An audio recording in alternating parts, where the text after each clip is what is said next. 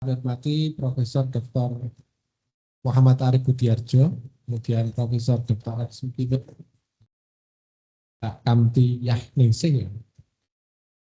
Insya Allah pagi ini kita akan melaksanakan seminar hasil penelitian yang akan disampaikan oleh Mbak Kamti Yahningsing dengan judul Kajian Pengolahan Air Limbah Berbasis Elektrokimia dengan Elektroda Low Cost and Unsacrificial pada industri kecil menengah, batik printing, serta dampak pada ekosistem akuatik. Studi kasus di Kecamatan Pekalongan Selatan. Mbak Kamti sudah siap ya? Ya, nanti kita akan mengikuti presentasi.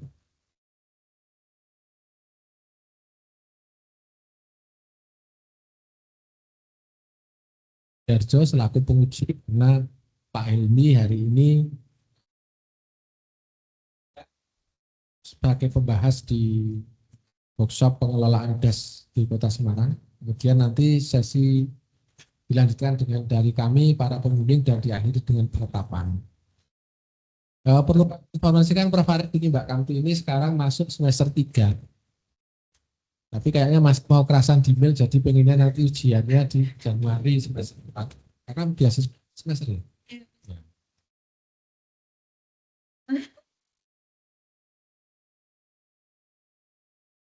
Tapi masih ada syarat TOEFL yang perlu diikuti ya Mbak. TOEFL-nya nanti 475 ya, jangan lupa ya. Baik, silakan Mbak Kamti untuk pastikan hasil penelitiannya.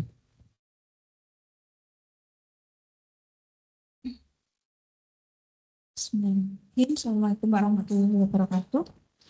Yang kami hormati Profesor Muhammad Arif Budiarjo selaku Ketua Penguji pertama, kemudian Profesor Dr. Aris Mukimin SSI MSI selaku penguji ketiga atau pembimbing kedua, kemudian Bapak Dr. Fuad Muhammad SSI MSI selaku penguji keempat atau pembimbing satu. Terima kasih atas kesempatan yang diberikan. Pada kesempatan ini kami akan menyampaikan hasil penelitian kami yang berjudul Kajian Pengolahan Air Limbah Berbasis Elektrokimia dengan Elektroda Low Cost dan Unsacrificial pada industri kecil menengah IKM batik printing serta dampak ekosistem akuatik. Untuk judul ini telah kami sesuaikan sedemikian rupa sehingga mengakomodir seluruh tujuan penelitian sebagaimana saran yang disampaikan oleh Bapak Helmi pada saat seminar.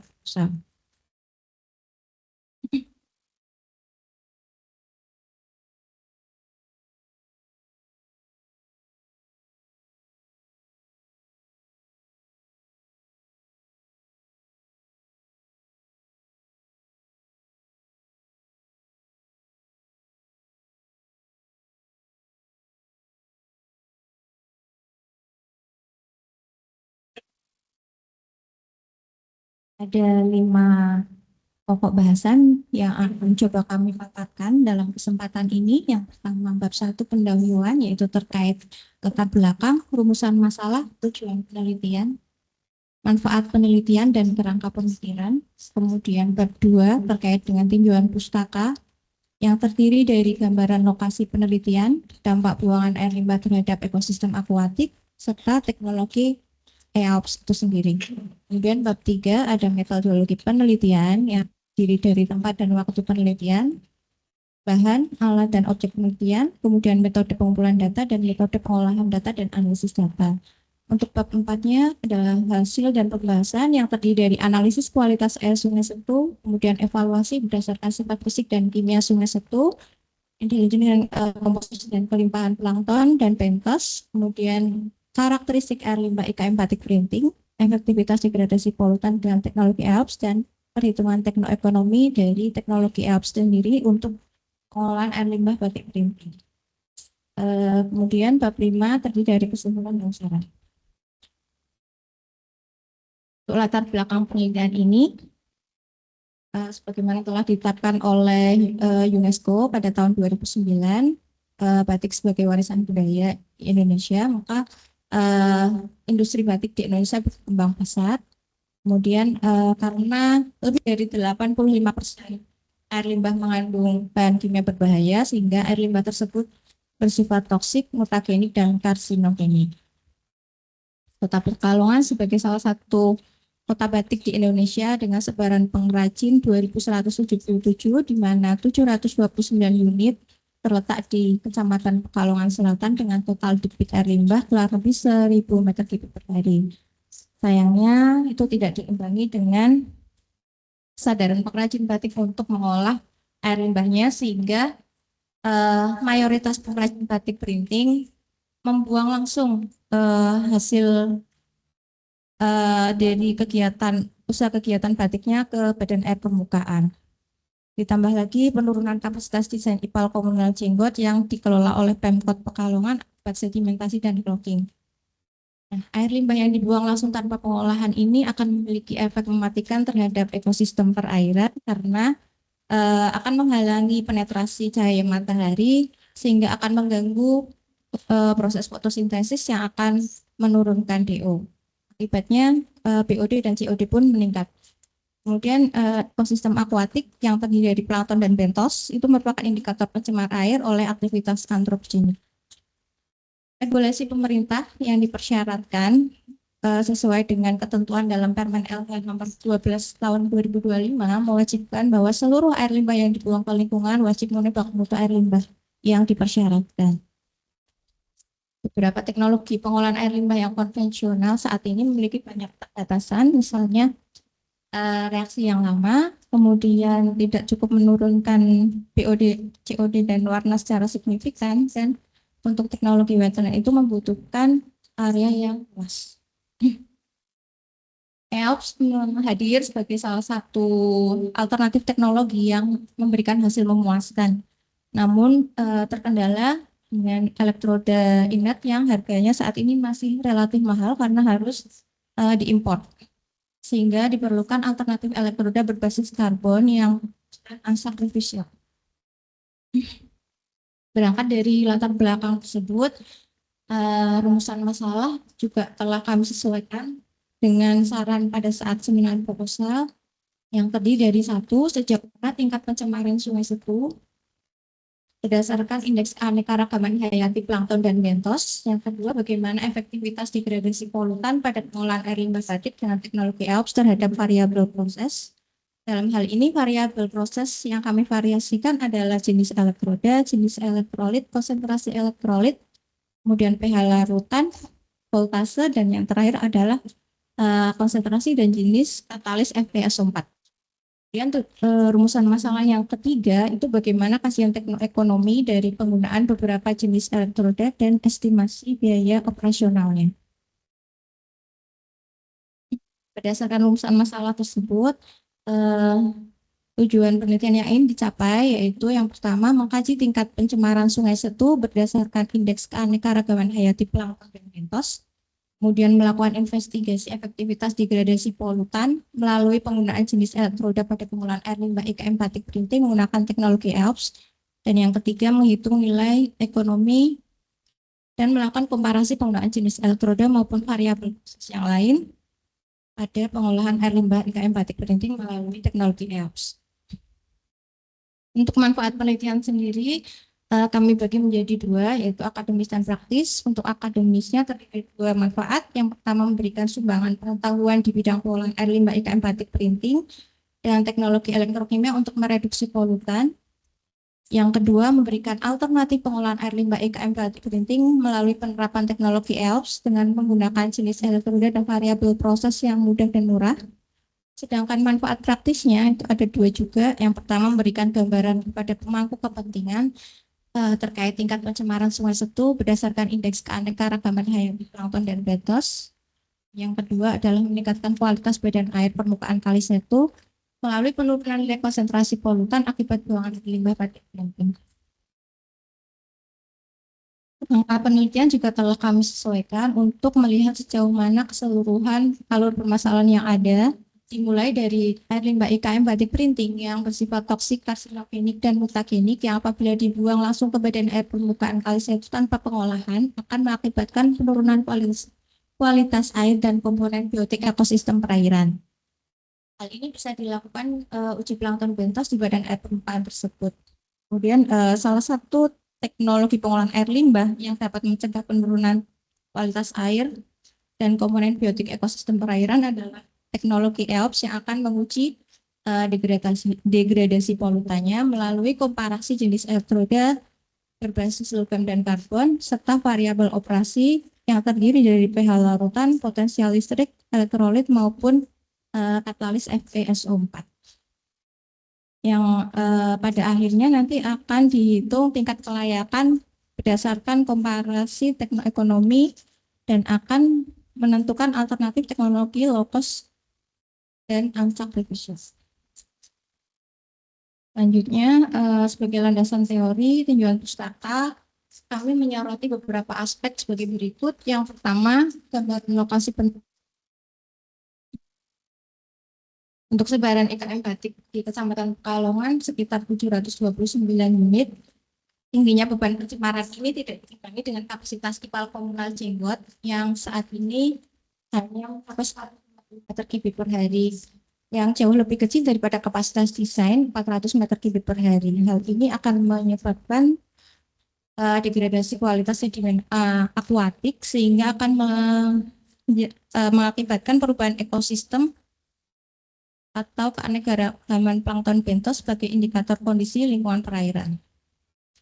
Kemudian terkait aspek selanjutnya yaitu teknologi EOPS yang merupakan teknologi pengolahan air limbah berbasis elektrokimia dengan membentuk oksidator kuat yang akan menghasilkan radikal OH sehingga mampu memecah polutan organik yang ada dalam air limbah. Beberapa kelebihan teknologi ini antara lain efisiensi degradasi yang tinggi, kecepatan oksidasi yang cepat, tidak ada produk samping. Kendalanya untuk saat ini elektroda oksida logam itu sangat mahal, walaupun hasilnya sangat memuaskan, sehingga diperlukan elektroda berbasis karbon yang lebih murah. Untuk metodologi penelitian, pada waktu penelitian, untuk tempat kami berlokasi di Kecamatan Pekalongan Selatan, kemudian waktu penelitian berada di range Desember 2024 sampai dengan Desember 2025. Untuk metode pengumpulan data juga telah kami breakdown sesuai dengan saran masukan pada saat seminar proposal, sesuai dengan tujuan penelitian. Untuk mencapai tujuan penelitian yang pertama, kami melakukan pengambilan sampel plankton dan bentos sesuai SNI di 3 lokasi. Yang pertama di hulu, yang mencerminkan kondisi upstream yang belum terpapar oleh buangan air limbah batik. Kemudian yang kedua, berlokasi di outfall, di mana sudah ada pengaruh dari buangan air limbah batik. Kemudian yang ketiga ada di downstream yang mewakili hilir, di mana ini telah mengalami self-purification. Selanjutnya untuk mencapai tujuan penelitian yang kedua, kami melakukan persiapan sampel. Sampel kami ambil di inlet air IPAL Jenggot. Sampel ini tidak diawetkan, diambil dalam suhu kamar. Kemudian kami melakukan pengambilan sampel ini pada sore hari, di mana pengrajin batik mulai membuang air limbahnya, sehingga sangat representatif untuk bisa mewakili kondisi puncak konsentrasi buangan air limbah tersebut. Dan kami juga melakukan penyiapan sel elektrolisis. Berikut adalah gambar sel elektrolisis yang terdiri dari anoda nomor 1.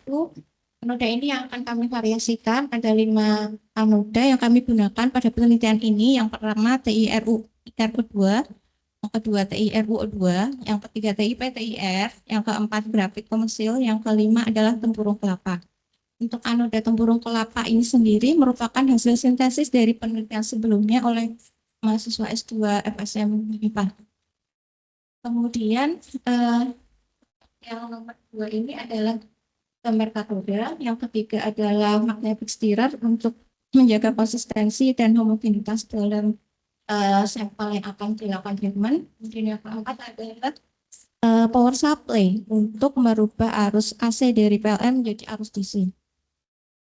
Selanjutnya untuk metode analisis data, untuk mencapai tujuan penelitian yang nomor 1, kami akan menghitung keanekaragaman hayati Shannon-Wiener dengan rumus sebagaimana di layar. Setelah itu kami akan melakukan klasifikasi di mana H aksen kurang dari 1 itu kategori rendah, untuk H aksen di antara 1 sampai dengan kurang dari 3 itu kategori sedang, untuk H aksen lebih dari 3 itu kategori tinggi. Selanjutnya untuk tujuan penelitian yang kedua, kami akan melakukan analisa COD. Untuk menghindari endapan Cl2 karena tingginya salinitas pada sampel yang hasil treatment, maka kami melakukan metode analisis COD dengan APHA 5220C. Kemudian setelah itu kami menghitung efisiensi removal COD dengan rumus konsentrasi awal dikurangi konsentrasi akhir dibagi konsentrasi awal dikali 100%. Selanjutnya kami akan menganalisa warna dengan menggunakan alat kolorimeter dan menghitung efisiensi removal warna dengan rumus yang sama.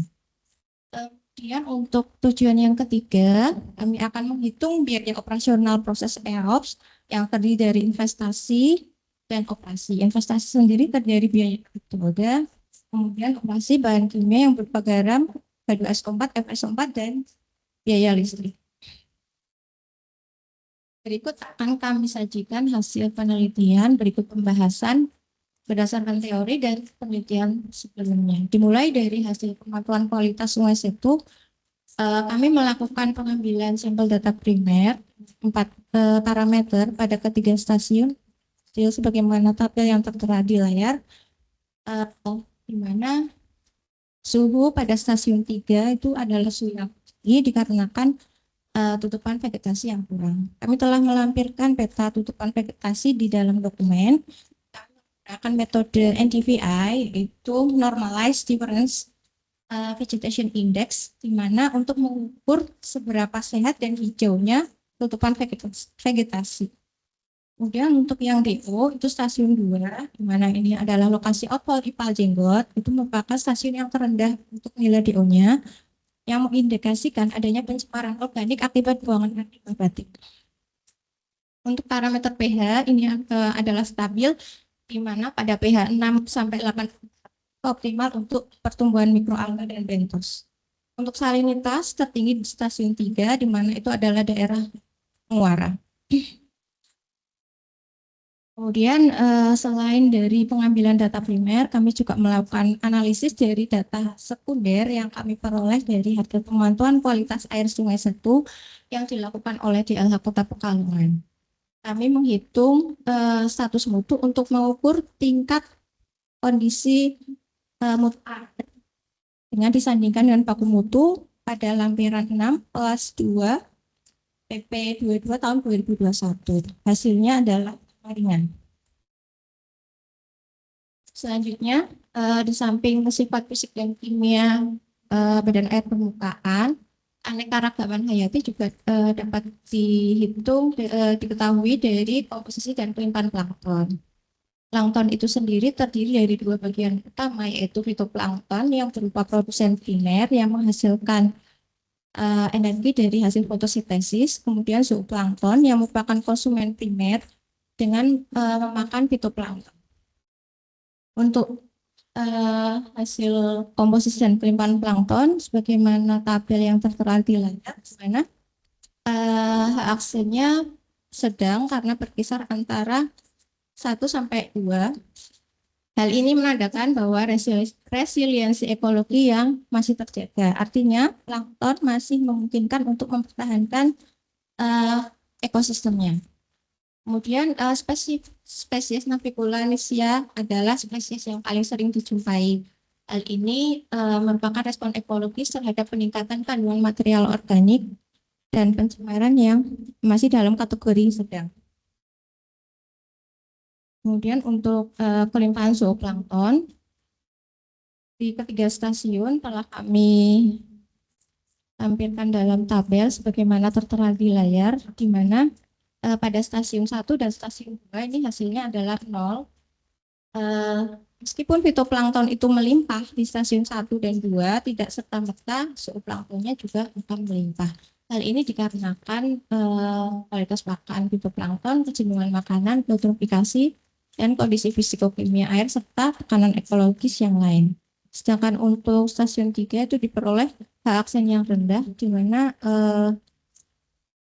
zooplankton di bagian hilir ini dalam kondisi stres ekologis atau resiliensi yang rendah, dan artinya adalah ekosistemnya sudah mulai menurun. Selanjutnya untuk komposisi dan pelimpahan bentos.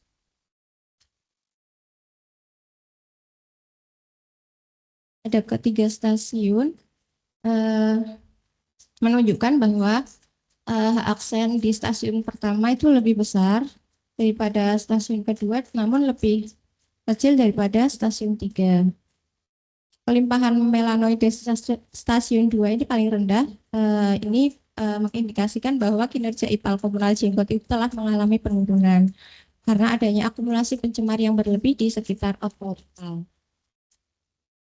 Nah, tapi pelimpahan melanoides ini akan naik lagi di stasiun 3 yang kemungkinan disebabkan oleh ketersediaan nutrien dan bahan organik.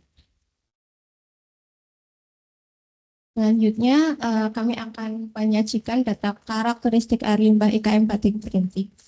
Informasi karakteristik air limbah IKM Batik Printing ini menjadi penting sebagai dasar perencanaan teknologi pengolahan air limbah yang akan digunakan. Berdasarkan hasil pengujian kualitas air limbah di inlet IPAL dan disandingkan dengan baku mutu Permen LH nomor 12 tahun 2025, diperoleh informasi bahwa kadar BOD, COD, amonia total, dan warna itu melebihi baku mutu air limbah. Hal ini menandakan bahwa keberadaan senyawa organik dan zat warna non-organik yang biodegradable, sehingga diperlukan teknologi dengan performance yang baik untuk menurunkan COD dan warna secara signifikan. Selanjutnya, kami akan menyajikan data efektivitas degradasi polutan dengan teknologi EOPS. Yang pertama, kami akan menganalisis pengaruh jenis elektroda terhadap degradasi polutan dalam teknologi EOPS, karena jenis elektroda ini merupakan faktor kunci di mana kinerja proses elektrodegradasi yang ini ditentukan oleh sifat elektrokatalitik dari anoda tersebut. Terhadap 5 anoda yang kami gunakan, elektrolysis sulfit memiliki efisiensi jauh lebih tinggi dibanding elektroda lain dan pencapaian COD 97%, sedangkan warnanya 88%. Hal ini disebabkan oleh sifat porositas grafit yang cukup baik sehingga absorpsinya bisa berlangsung optimal. Kemudian adanya bubus fungsional dan heteroatom meningkatkan konduktivitas dan fasilitasi transport elektron, serta overpotensial tinggi akibat radikal OH sehingga radikal OH yang dihasilkan akan lebih banyak.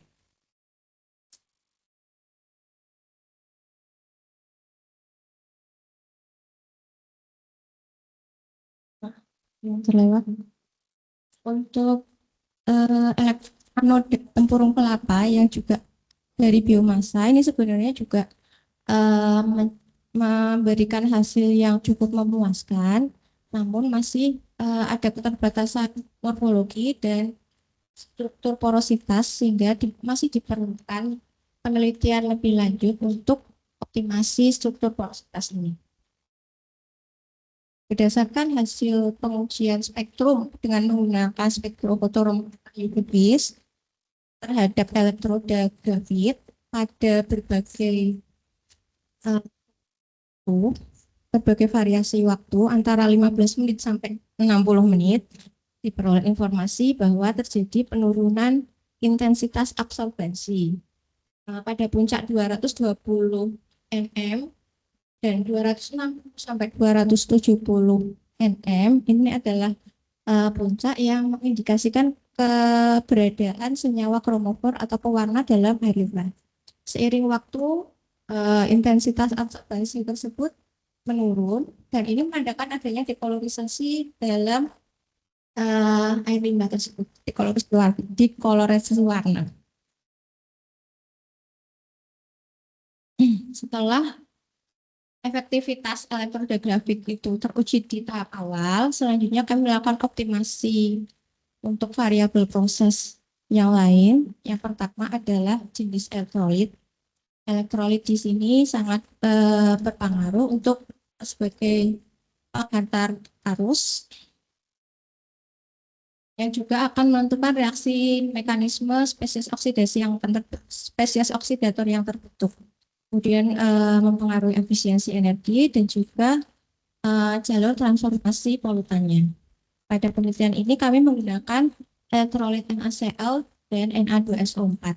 Dari hasil penelitian diperoleh informasi bahwa NaCl lebih efektif daripada Na2SO4. NaCl mencapai degradasi warna sebesar 97,07%, COD 97,07%, dan warna 88% lebih tinggi daripada Na2SO4 yang hanya 79% untuk COD dan warnanya 74%. Nah, ini disebabkan karena ion klorida yang dihasilkan oleh spesies oksidatif NaCl itu akan menghasilkan Cl2, HOCl, dan radikal Cl-.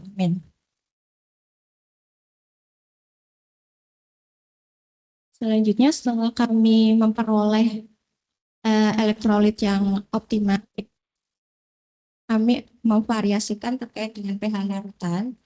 Ada 5 variasi pH larutan, yaitu pH 3, 4, 5, 6, dan 7. Dan berdasarkan hasil penelitian diperoleh informasi bahwa umum berada di pH 4 dengan capaian degradasi COD 86% dengan warna 97% selama 45 menit. Hal ini disebabkan oleh pembentukan spesies oksidator aktif berupa ClO dan OH serta muatan di permukaan katalis. Setelah kami mendapatkan pH optimum, selanjutnya kami memvariasikan voltase. Voltase ini sangat penting karena sebagai penggerak awal untuk memastikan EOPS itu berjalan efektif. Kan hasil penelitian diperoleh informasi bahwa kondisi optimum ada 6 volt, di mana degradasi COD 85% dan warna 93,9% selama 45 menit. Jika tegangan meningkat, maka pembentukan spesies oksidatif juga meningkat. Selanjutnya, laju pembentukan koagulan, produksi gelembung gas, dan distribusi blok juga meningkat. Akibatnya, degradasi COD dan warna berlangsung lebih efektif.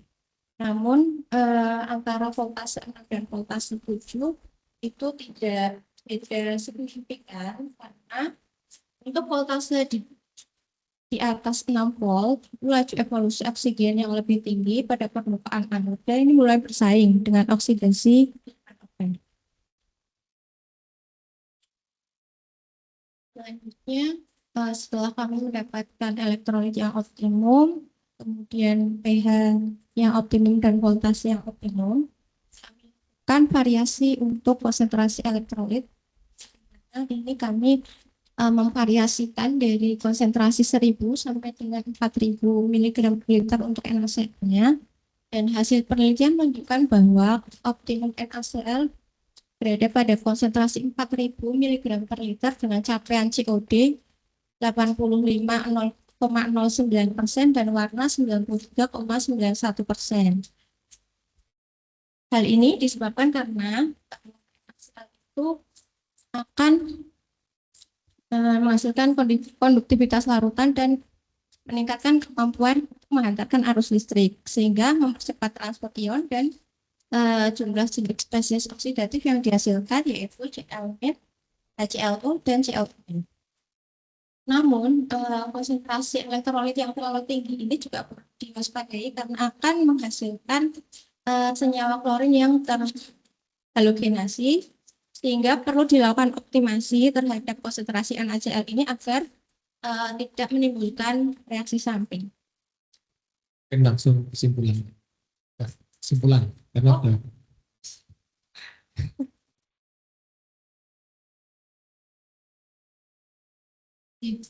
untuk kesimpulan,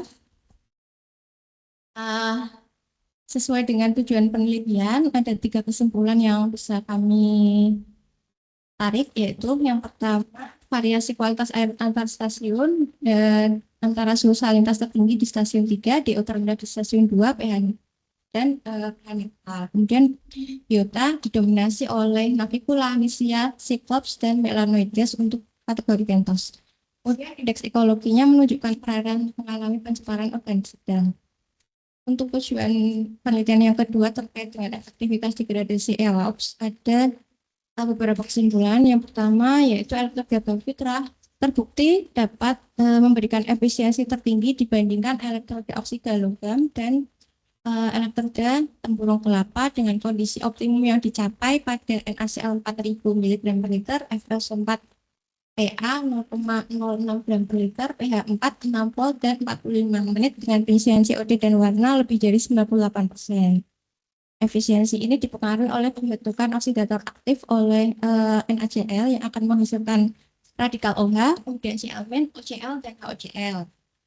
Sedangkan kinetika degradasi COD pada NaCl itu mengikuti orde pertama dengan koefisien determinasi 0,987 dan warna orde kedua dengan koefisien determinasi 0,9219. Untuk tujuan penelitian ketiga terkait dengan aspek ekonomi dan komparasi proses, beberapa hal yang dapat kami simpulkan yaitu elektrohidrografi sebagai opsi paling ekonomis, stabil, dan efektif untuk skala IKM batik. Kemudian kombinasi elektrolik dan variabel proses yang tepat menentukan efisiensi degradasi. Selanjutnya untuk pengembangan penelitian berikutnya ke depan kami menyarankan beberapa hal. Yang pertama, di samping pemantuan parameter fisika kimia, kami juga menyarankan untuk melakukan pemantuan air dengan bioindikator plankton dan bentos agar lebih komprehensif. Yang kedua terkait dengan aplikasi teknologi EOPS ini, karena teknologi ini sudah terbukti layak sebagai alternatif pengolahan, maka tidak ada salahnya jika Pemda itu dapat mendukung melalui replikasi teknologi skala pilot di usaha dan atau kegiatan IKM batik. Dan terkait tujuan penelitian yang ketiga untuk optimasi prosesnya, karena penelitian yang terkait dengan lifetime dari anoda grafit ini masih sangat sedikit, maka diperlukan kajian lebih lanjut terkait umur pakai dan ketahanan anoda grafit terhadap korosi maupun degradasinya untuk pemakaian yang berulang, sehingga nanti juga akan analisis OPEC-nya akan lebih lengkap karena bisa mempertimbangkan umur elektroda, konsumsi energi, dan frekuensi perawatan untuk memastikan EOPS ini berkelanjutan. Mungkin itu dari kami. Mohon maaf apabila ada hal yang kurang berkenan, waktu dan tempat kami kembalikan ke Bapak Fuad. Assalamualaikum warahmatullahi wabarakatuh. Waalaikumsalam. Terima kasih Mbak Kanti yang sudah menyampaikan paparannya. Kan waktunya terlalu lama ya Mbak. Nanti tolong bisa diatur lagi, bisa selesai maksimal 20 menit. Selanjutnya kami sampaikan ke Prof. Aris juga bahwa SEMHAS ini selain tujuannya adalah untuk memfikskan naskah tesis seperti harapannya nanti setelah SEMHAS ini sudah tidak ada revisi. Jadi pada saat nanti kita melaksanakan ujian akhir, kita bisa langsung begitu diselesai ujian kita menetapkan hasil langsung memasukkan nilai kita ke siap SSO itu kan nanti yang kita pakai adalah itu. Jadi nanti sudah tidak ada lagi itu sebenarnya revisi setelah ujian akhir. Jadi revisinya setelah SEMHAS menuju ke tesis. Nah, tesis nanti untuk menguji kompetensi Anda untuk seorang alumni atau mahasiswa magister ilmu hukum. Untuk kami persilakan. Lalu Prof. Arif, apakah bisa dimonitor? Iya, sakit Pak Fuad. Monggo silakan. Baik, ya. Teman, selamat ya sudah SEMHAS yang hari ini. Ya. Dan tadi sesuai arahan Pak Fuad, ini mungkin revisinya nanti setelah ini saya menyusul ya revisinya masukannya ke tertulisnya saya menyusul ya. Karena setelah ini kan final, artinya setelah revis nggak ada revisi lagi.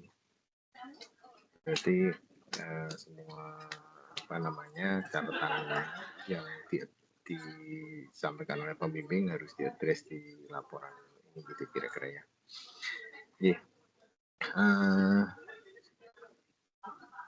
Ini saya lihat laporannya bagus sekali. Artinya penelitiannya juga menarik gitu ya, hasilnya cukup banyak. Ini sudah dipublikasikan di mana saja, Mbak? Untuk yang EOPS sudah dipublikasikan di Journal of Environmental and Chemical Engineering Q1. Sudah publish. Sudah publish ya? Ya, karena ini kalau saya lihat hasilnya ini sebenarnya sudah mirip-mirip disertasi ini sebenarnya. Jadi kalau tidak dilanjutkan ke dokter ilmu lingkungan kelihatannya kok eman-eman. Ya, dan berarti feeling saya betul tadi, kalau udah dipublikasikan ke Q1 kan berarti memang kualitasnya bagus. Ya, saya sih secara prinsip tidak ada pertanyaan yang atau tidak ada concern yang signifikan, karena saya lihat juga sudah tersajikan dengan baik. Lalu kemudian outputnya juga sudah dipublish juga. Mungkin kalau saya hanya ada beberapa yang perlu diklarifikasi, itu hanya kaitannya dengan kalau teknologi yang digunakan ini kan skalanya masih skala lab ya. Iya, skala lab. Tapi kan punya prospek yang sangat besar. Betul. Nah, kira-kira kalau nanti diaplikasikan, apakah ini sudah termasuk bisa langsung terap atau masih ada beberapa hal lagi yang perlu dilakukan penyesuaian di titik-titik tertentu? Monggo Mbak. Mungkin masih perlu penyesuaian ya Prof, karena ini kan kami belum mempelajari terkait dengan lifetime-nya. Sedangkan untuk aplikasi di real itu butuh lifetime-nya, sehingga nanti bisa dihitung OPEX-nya lebih komprehensif dan memang benar-benar layak untuk skala IKM. Makasih Prof. Lalu kemudian kalau misalkan ini titik kritisnya di saat terjadi kegagalan proses, resikonya apa saja? Jika ada kegagalan proses, mungkin optimasi variabel yang lain, Prof. Tapi jika dari hasil lab saja, semuanya it's okay nih, Prof. Tapi untuk scale up-nya itu mungkin masih butuh beberapa penyesuaian. Baik. Ini kan sampel limbah yang diambil tadi kan disampaikan juga pada saat kondisi puncak ya. Betul. Sore hari, Prof. Sore hari. Dan ada nggak perubahan efektivitas atau apa kalau misalkan load-nya tidak sebanyak yang diujikan sekarang? Load beban cemarannya. Kalau sudah di puncak, saya rasa tidak ada gitu, karena kan itu sudah beban yang paling maksimal gitu. Kalau misalnya konsentrasinya di bawah itu, saya rasa tidak ada perubahan efektivitas. Oke, baik. Apakah memungkinkan kalau yang minimalnya beban? Itu kan fluktuatif ya, satu hari. Betul, fluktuatif. Sebenarnya kemarin kami melakukan pengambilan sampel juga di pagi, siang, dan sorenya, Prof. Tapi untuk treatmentnya kami hanya mengambil yang peak yang tertinggi ya. Puncaknya, betul. Bisa jadi pada saat nanti pelaksanaan masuk ke equalisasi dulu gitu atau apa supaya tidak terjadi loading shock. Ada pengaruhnya nggak? Kira-kira? Shock loading, ya ini kan nantinya untuk main proses nih, Prof. Kalau shock loading sih, saya kira nggak ada, Prof.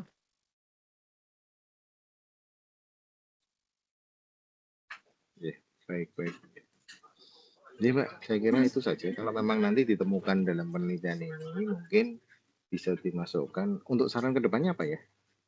Yang Depan tadi terkait dengan EOPS-nya kami menyarankan untuk penelitian lebih lanjut terkait dengan lifetime-nya, Prof. Kemudian ya lifetime-nya, karena kan ini harus mempertimbangkan efek korosi, degradasinya seperti apa jika itu dipakai berulang. Kemudian analisis untuk OPEX-nya jadi lebih komprehensif dan memasukkan umur elektrodenya.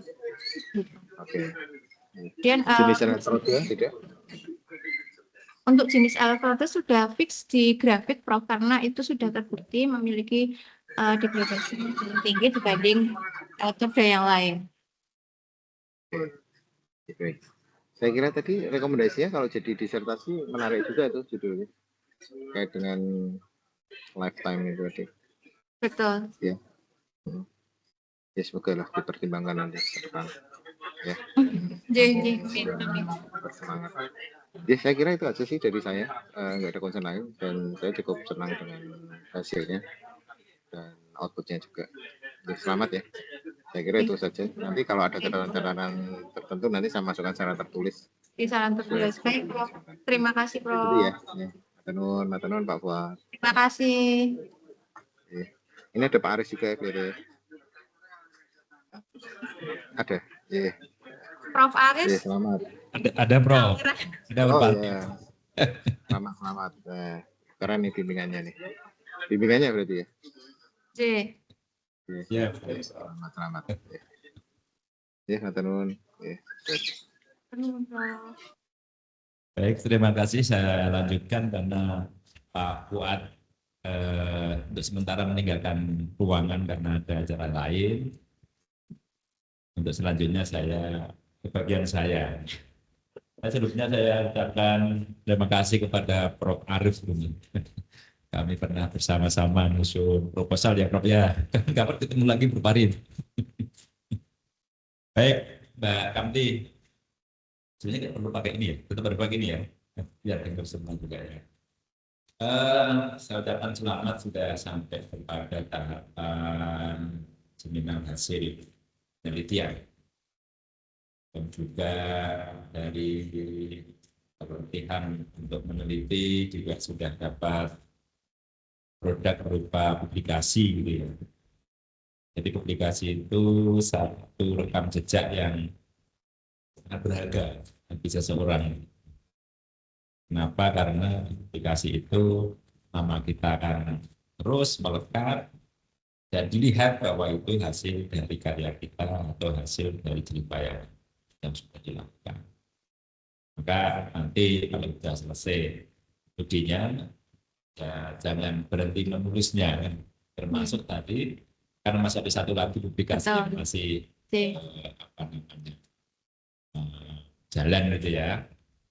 Maka itu terus dikawal sehingga sampai betul-betul publish. Untuk dari saya saran perbaikannya itu ada 5.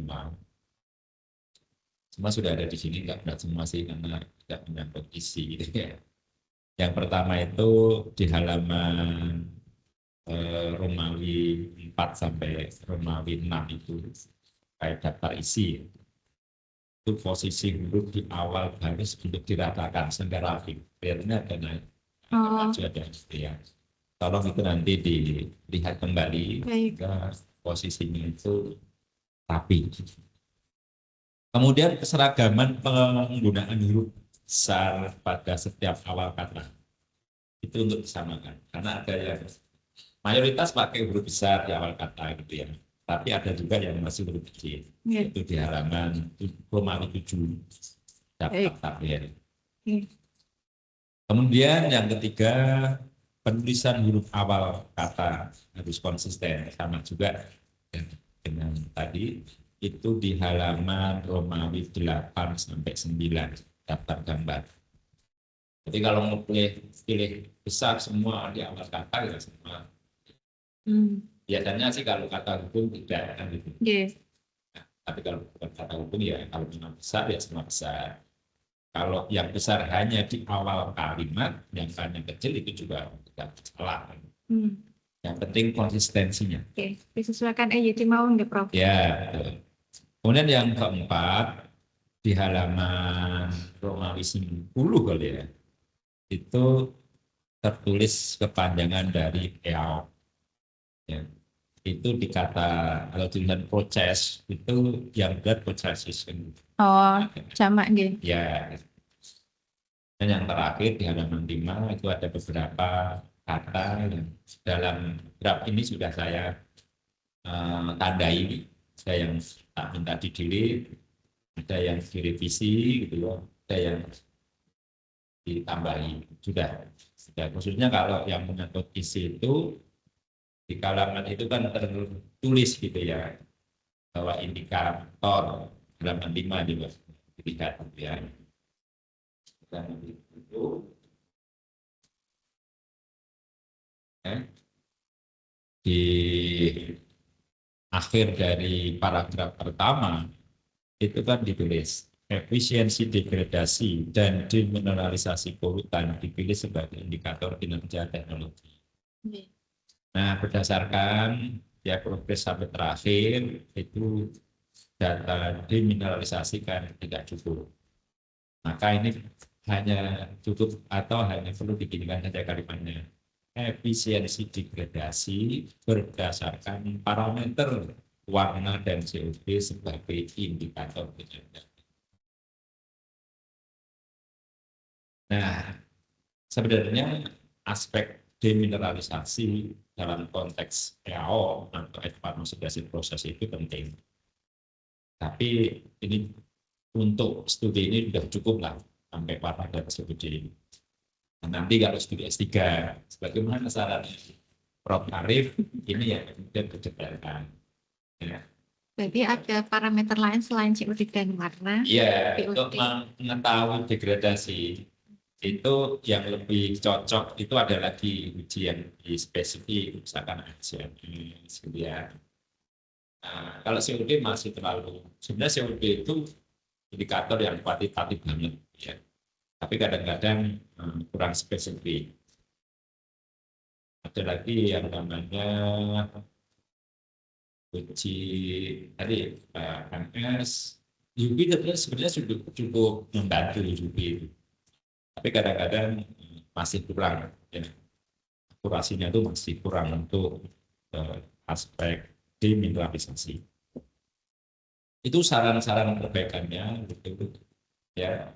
Nah, tadi mungkin ya kalau soal apa namanya ya, saran ke depan gitu ya. Jadi inti dari advanced oxidation process berbasis elektrokimia itu pada material anoda dan juga sedikit material katoda. Sehingga kalau kemudian kita sudah mempunyai ciri yang tetap terkait material ini itu kemungkinan bergeser, ya, dari riset kita ke scale up itu kecil. Namun demikian, yang kemudian nanti menentukan tentang visibilitas teknologi itu besar. Karena desain itu nanti mempengaruhi bagaimana mudahnya membuat dan kemudian bagaimana mudahnya mengoperasikan. Jadi kalau sudah sampai ke user dan juga aplikator, itu lebih poinnya. Untuk aplikator bagaimana mudah membuatnya, ya. Kalau untuk user bagaimana mudah mengoperasikannya. Nah, itu sentuhan aspek aspek keilmuan yang lain, ya. Makanya satu teknologi itu tidak bisa pure oleh satu disiplin. Ya, ada beberapa misalnya, ya. Ada orang mekanik juga, orang desain juga otomatis kan gitu. Ada juga orang yang tahu tentang elektrik. Ya, elektrikal mekanikal. Apalagi ini kan penggerak utamanya kan listrik. Listriknya pun punya syarat tertentu, harusnya harus searah yang betul, yang Inggris kan gitu. Itu poin yang sangat penting kalau mau maju atau angkat sampai tahap yang sebenarnya aplikasi. Dan juga penting juga tujuan apa ya, perilaku user gitu. Kalau user pelakunya itu juga tidak konsen, kalau akibatnya sangat berbahaya, ya kadang-kadang tapi titik balik dari kesuksesan teknologi. Itu saran ya yang bisa saya sampaikan. Kemudian mungkin pertanyaan ini, karena kan ujian nggak ada pertanyaan aja. Dan ini pengujinya kan hanya bertiga, tapi itu time out. Nah, kalau dari sisi kualitas lingkungan dengan indikator biologi ya, itu sebenarnya limbah batik ini itu masih kategori yang seperti apa? Itu pertanyaan pertama. Pertanyaan kedua, kalau dibandingkan dengan ya industri besar yang mungkin mirip atau dengan sesama IKM, itu dia masuk di kategori atau lebih berat atau lebih ringan atau sama. Tadi pembandingnya yang mirip proses dan bahan bakunya ya, dengan tapi dilakukan oleh industri besar dengan tadi sama-sama IKM tetapi proses dan bahan bakunya berbeda. Monggo. Terima kasih Prof atas pertanyaannya. Kami mohon izin share kembali terkait dengan paparan kami gitu loh.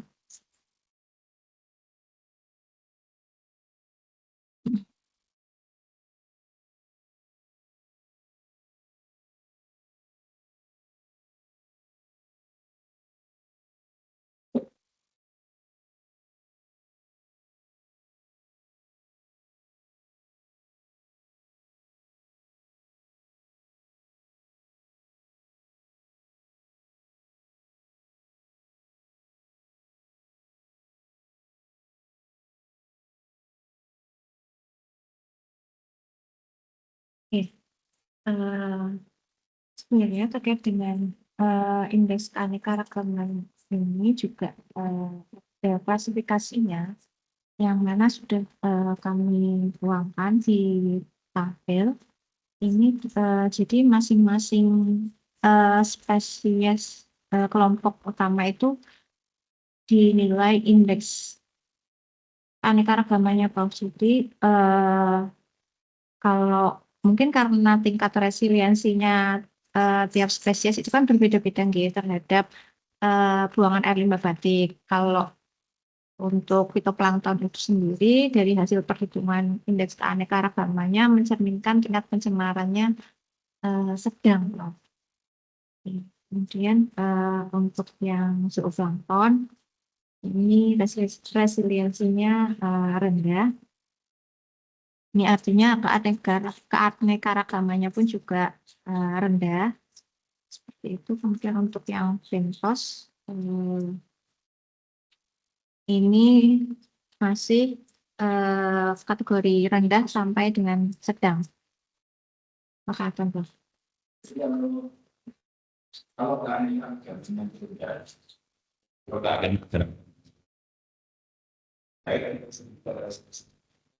jelek. Karena keanekaragaman itu kombinasi antara evenness dan indigenous. Kalau misalnya evenness itu kan untuk mengukur seberapa meratanya spesies itu dalam suatu komunitas. Kalau misalnya evenness tinggi, maka diversity akan tinggi. Kalau ini diversity rendah, pasti evenness-nya. berarti planktonnya itu jelek. Oke. Jadi tercemar berat plankton. Sedang sih Prof. Sedang. Oke. Tapi kalau bentos sudah, bentos karena masih tinggi keanekaragaman, dia termasuk tercemar rendah. Ini rendah sampai sedang, sama juga. Ya, sama juga berarti. Oke. Oke, itu dapat dipastikan impact atau efek dari ini, dari buangan air limbah yang diteliti ini. Ya, karena beberapa spesies itu kan ada yang bersifat toleran terhadap polutan, tapi untuk melanoides ini tadi sifat tolerannya pun ada ketahanannya terhadap paparan dari logam beratnya tersebut. Logam berat atau warna atau memang di air limbah batik ini dominan mengandung logam berat. Ya, mungkin bisa seperti itu ya, karena kan parameter untuk ujinya ada CR hexavalen di Prof. Oh, hasil hexavalennya gimana? Oh, kemarin tidak dianalisa Prof. Oh, tidak. Berarti Hanya 10 parameter gitu. Hanya total from-nya masih di bawah baku mutu Prof. Nah ya, total chrome-nya kan tidak terlalu tinggi karena kan pewarna dia kan dari pewarna organik. Kan itu. Beda kalau pewarnanya itu pewarnaan organik. Biasanya dia pakai berat sebagai apa namanya Pengikat warna. senyawa koordinator kompleks. Gitu. Biasanya kalau senyawa kompleks atau zat warna kompleks punya berat sampai berat. Nah, kelihatannya tren seperti itu ke warna organik. Dan power ya nggak mesti juga dari power ya waterpiece juga ada. Nah sekarang kalau itu area yang di sampling itu semua ikutan dari itu atau ada kegiatan Yang di sungai, Prof. ya untuk biologinya kan semua di sungai. Oke, di sungai. Yang untuk yang di lokasi outfall itu hanya batik sama kemungkinan ada domestiknya. Kalau yang hulu domestik. Oke, karena di sana kan belum ada buangan air limbah batik. Kalau di sini itu belum ada. Tingkat pencemarannya belum begitu berat atau belum sedang gitu. Tadi kan sebenarnya sedang. Oke, masih bisa memungkinkan melanoidesnya untuk tumbuh di situ, Prof. Oh, Habitatnya masih sesuai. Beberapa spesies toleran masih bisa hidup di situ. tapi bagaimana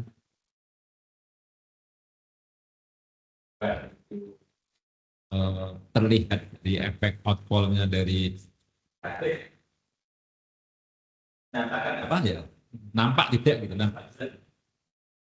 Oke, mungkin bisa dilihat dari keberadaan spesies yang toleran tadi, Prof. Kan Navicula, Lucia, itu kan spesies yang toleran. Itu ada di Toleran terhadap polutan. C. Ada yang dulu tidak ada yang dulu. Oke, betul.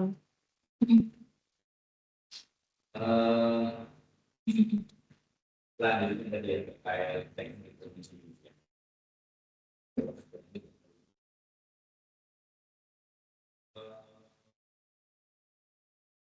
Punya hitungan untuk teknologi yang lain nggak?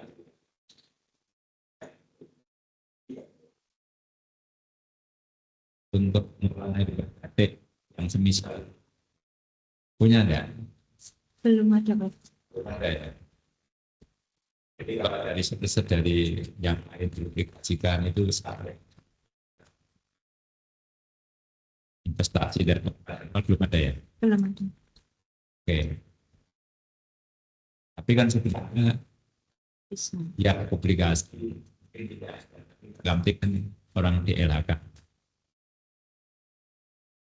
yang bisa jadi ada project dulu kan Ya, nah, itu kan ada projectnya ya. nah, project itu Oh, dari RAP-nya nih, Prof. ya, investasinya sekian untuk sekian meter kubik Oh iya, dari RAP situ. dan operasionalnya sekian tentu nanti juga karena capaian kualitasnya kan berbeda. Berbeda, betul.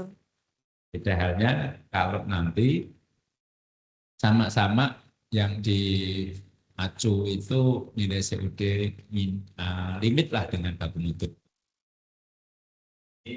Elektrokimia juga limit. Nah itu.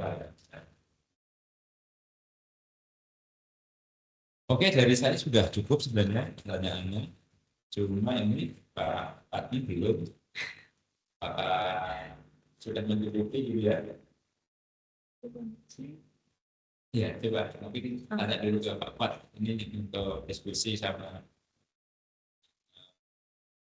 sebenarnya juga sudah selesai. Ini terus lanjutin apa? Tanya dulu.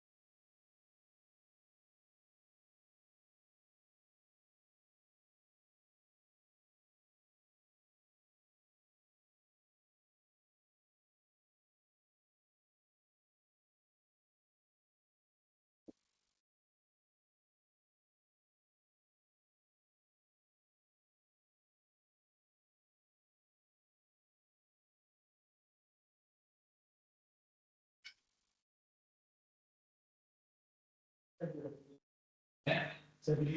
jadi tutup.